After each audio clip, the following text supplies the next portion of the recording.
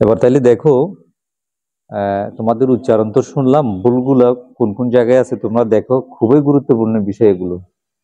তোমরা যা বলেছো, ব্যঞ্জন বর্ণের যে 39টি বর্ণ তোমরা উচ্চারণ করেছো, ওখানে যে সবগুলো ভুল হয়েছে তাও নয়, সবগুলো শুদ্ধ হয়েছে তাও নয়, কিন্তু মূল যে বর্ণগুলো এগুলো কিন্তু ভুল হয় বেশিরভাগ।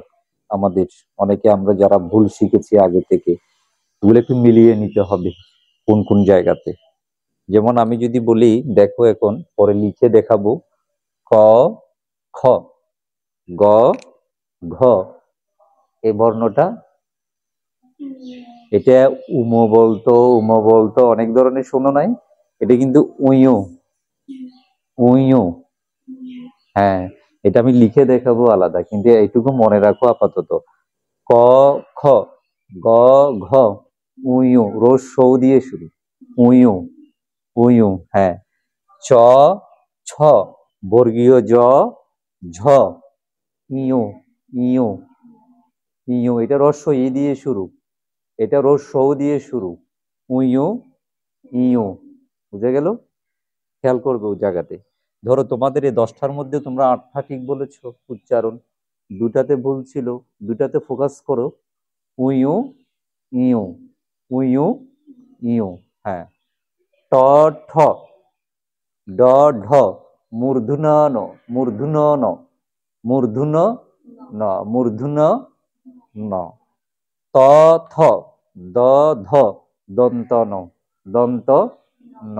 এগুলো কেন এরকম উচ্চারণ হচ্ছে, এগুলোর আবার ওই স্বরবর্ণের যেমন কিছু বিষয় তথ্য দিয়েছিলাম, আলোচনা করেছিলাম, এখানেও করব। এখানে আরো কিছু বেশি বেশি আছে বিষয় পরের ক্লাসে। প, ফ, ব, ভ, ম, প, ফ, ব, ভ, ম। গেল? তাহলে এই এই যে 1 2 3 4 5, এই 5 সারিতে 25টা বর্ণ বলতে গিয়ে মূলত বেশিরভাগ ভুল হচ্ছে কোন দুইটা?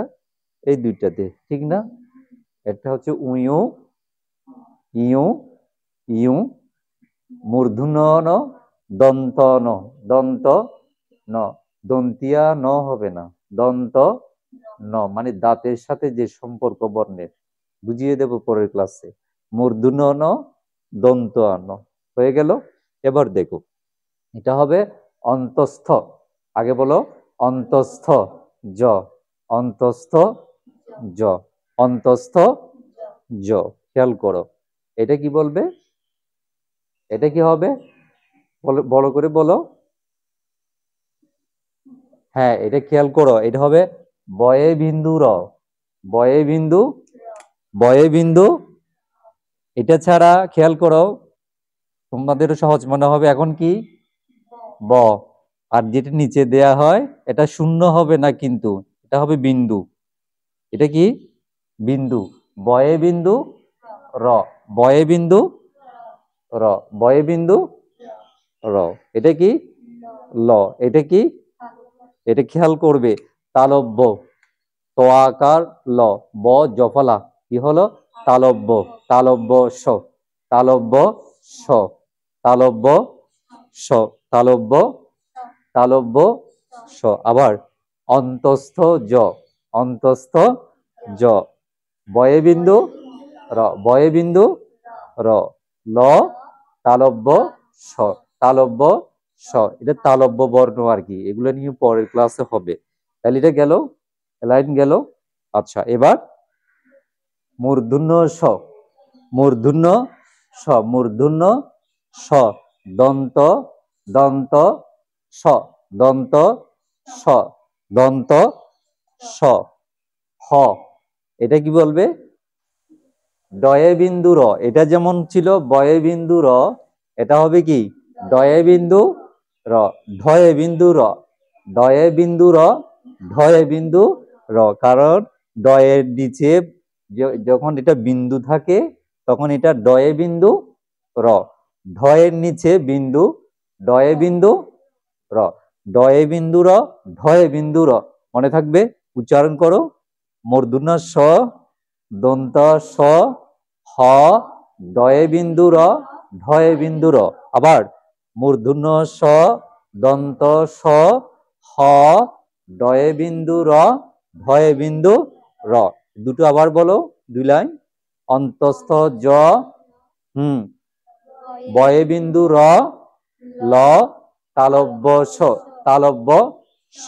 হ্যাঁ, মূর্ধন্য স দন্ত স হ ডয়ে বিন্দু র ধয়ে বিন্দু র। Last line. এবার এটা কি হবে? অন্তস্থ অন্তস্থ অন্তস্থ।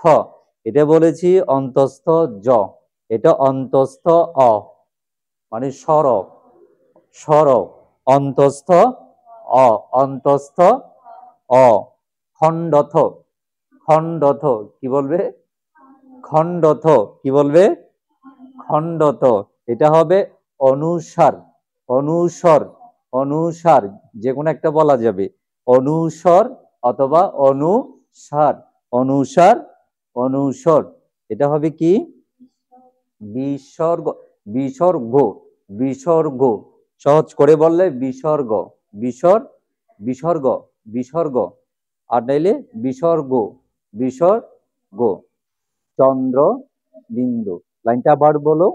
অন্তস্থ অন্তস্থ অ অন্তস্থ অ অন্তস্থ অ। খণ্ডথ খণ্ডথ অনুসার বিসর্গ বিসর্গ অথবা বিসর্গ চন্দ্র বিন্দু। তোমরা নিজেরা বলো।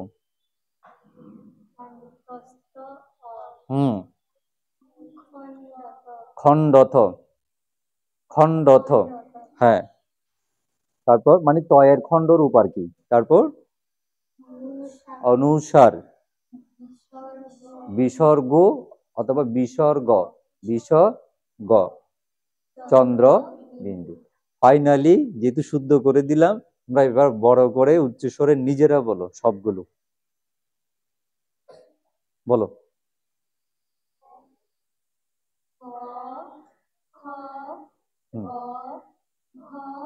উয়ো চ ছ বর্গীয় জ ঝ ইউ ট ঠ ড ঢ মূর্ধন্য ন ত থ দ ধ দন্ত ন প ফ ব ভ ম।